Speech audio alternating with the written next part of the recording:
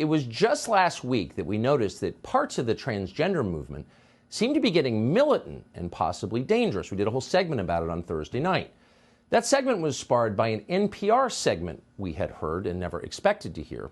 NPR has always, as a matter of editorial policy, completely opposed the civilian ownership of firearms, with the possible exception of maybe IRS agents. Yet here suddenly was that very same station, National Public Radio, positively urging trans people to buy guns, as many guns as possible, and if necessary, to use them.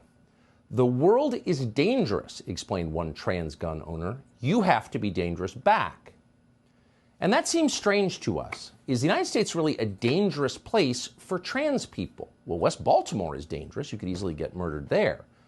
But if you're trans in this country, obviously there are many downsides, but there do appear to be some benefits. It's a lot easier to get into Harvard, for example. It's definitely easier to get a job at Citibank or in the Biden White House.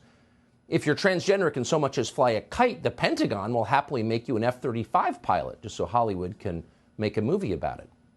Identifying as trans, whatever, again, its downsides, does convey status in this country, which is why so many young people now do. Not a lot of 19-year-olds are pretending to be car mechanics or linemen for a regional power company in eastern Ohio, but plenty of college freshmen do pretend to be members of the opposite sex. And why wouldn't they?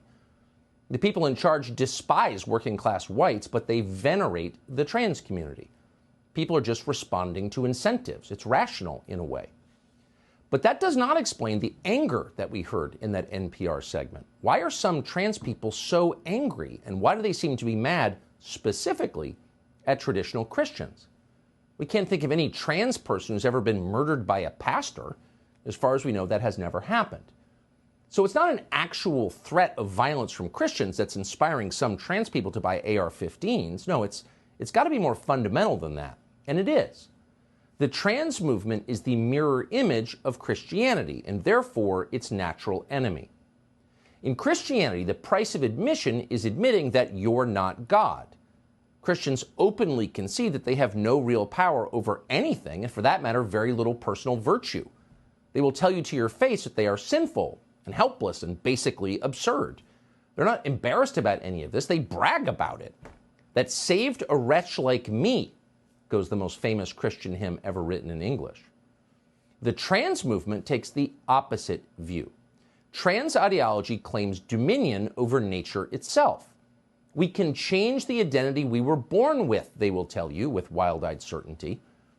Christians can never agree with this statement because these are powers they believe God alone possesses. That unwillingness to agree, that failure to acknowledge a trans person's dominion over nature, incites and enrages some in the trans community. People who believe they're God can't stand to be reminded that they're not.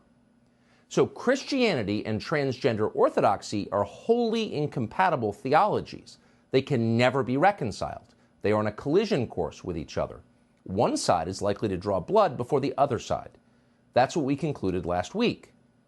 Yesterday morning, tragically, our fears were confirmed.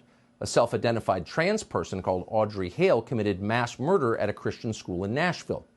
Hale burst into a place called the Convent School and executed 3 9-year-olds as well as 3 adults. Police have released body cam footage from the end of the massacre. We're showing you just a small part of it. You can see the rest online if you want. We're not going to show it because that's too awful and sad. But what was almost as sickening to see in a far more subtle and insidious way was the media coverage of yesterday's tragedy. Here's Terry Moran of ABC News, for example, suggesting that Christians were murdered in Tennessee because they infringed on the rights of transgendered people. Watch. Audrey Hale was identified herself as a transgender person. The state of Tennessee earlier this month passed and the governor signed a bill that banned transgender medical care for minors, as well as a law that prohibited adult entertainment, including male and female impersonators, after a series of drag show controversies in that state. The state of Tennessee bans the sexual mutilation of children. Children get shot to death in a school. It's cause and effect. That's what ABC News is telling you. That's not far from justifying mass murder, but others took the next step. A group called the Trans Resistance Network said that the shooter's death was a complex tragedy that resulted from, quote, anti-trans bias. The Hershey Chocolate Company's new trans spokesman, meanwhile, someone called Faye Johnstone, posted messages after the shooting complaining about, quote, trans misogyny. In Canada, a taxpayer-funded trans rights organization put out a statement that ignored the murder of the children in Nashville entirely and instead claimed that there has been a, quote, exponential rise in anti-trans violence. That is a lie. It's a provable lie. And in fact, the opposite is true. We seem to be watching the rise of trans terrorism. The man who tried to murder Supreme Court Justice Brett Kavanaugh after the repeal of Roe v. Wade, identified as a, quote, trans gamer girl. The man who shot up a nightclub in Colorado in this past November and murdered 5 people, identified as non-binary. And now this. And there could be more. Antifa has announced this coming Saturday is the, quote, Trans Day of Vengeance. Vengeance for what? That's not explained. But the suggestion is there will be violence in Washington this weekend. Congresswoman Marjorie Taylor Greene tweeted about this today, because if there's a day of vengeance coming, the rest of us should probably know about it. And for doing so, immediately had her official congressional Twitter account suspended. You're not supposed to talk about any of this, apparently. And the authorities in Nashville certainly are not planning to talk about it. They're doing their best not to.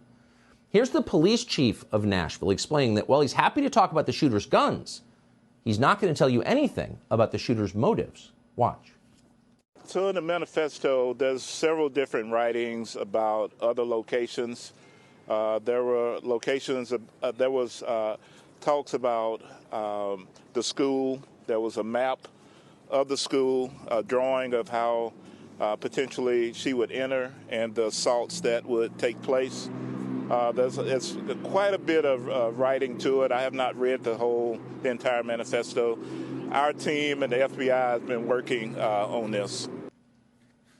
Well, that's interesting. Within what seemed like minutes, we saw pictures of the rifles and the pistol.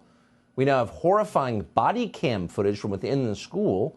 So unsettling, we're not going to show it to you. But somehow we can't see the manifesto in which the killer explains why she killed. Why is that? It's not accidental. Well, you know exactly why it is. Because it would make the obvious undeniable. The trans movement is targeting Christians, including with violence. Most Christian leaders in this country don't want to admit that. Admitting it might force them to take deeply unfashionable positions. But it is true, and anyone who's paying attention knows that it's true. And so, like most true things at this point, it is officially suppressed. Here, for example, is Joe Biden yelping again about how it's all your fault when these tragedies happen because you've got guns at home. This is from yesterday. We have to do more to stop gun violence. It's ripping our communities apart, ripping the soul of this nation, ripping at the very soul of the nation. And we have to do more to protect our schools so they aren't turned into prisons. You know, the shooter in this situation reportedly had 2 assault weapons and a pistol, 2 AK-47. So I call on Congress again to pass my assault weapons ban. So we're going to prevent you from learning why the shooter did it, and we don't have to guess because she wrote a whole manifesto about why she did it. And we know that she did that because she told a friend of hers on Instagram that she did it. But we can't see it. We can only talk about the guns. We can't know what kind of drugs she was taking, what kind of hormones or SSRIs or benzodiazepines. We can only guess. We can only talk about the guns. Pass my assault weapons ban. That'll fix the problem. But Joe Biden is lying about that. He knows that he's lying, and you know that he's lying.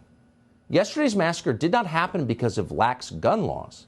Yesterday's massacre happened because of a deranged and demonic ideology that is infecting this country with the encouragement of people like Joe Biden. Let's start by being honest about that.